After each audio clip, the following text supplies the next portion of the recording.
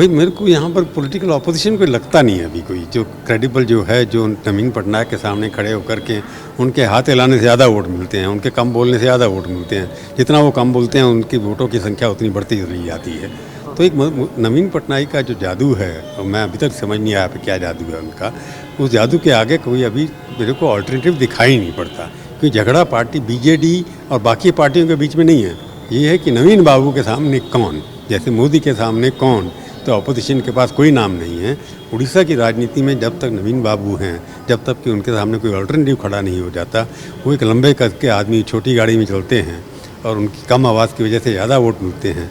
उनका काम ज़्यादा शोर मचाता है, वो खुद कम शोर मचाते हैं।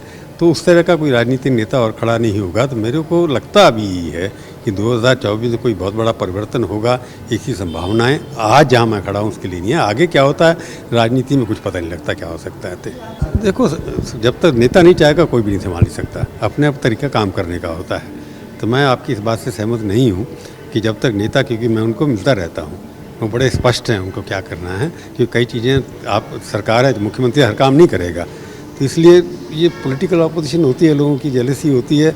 मैं उस चीज़ में नहीं पढ़ूंगा। जो नेता चाहता है वही होता है, जैसे संपादक जो चाहता है वही छपता है।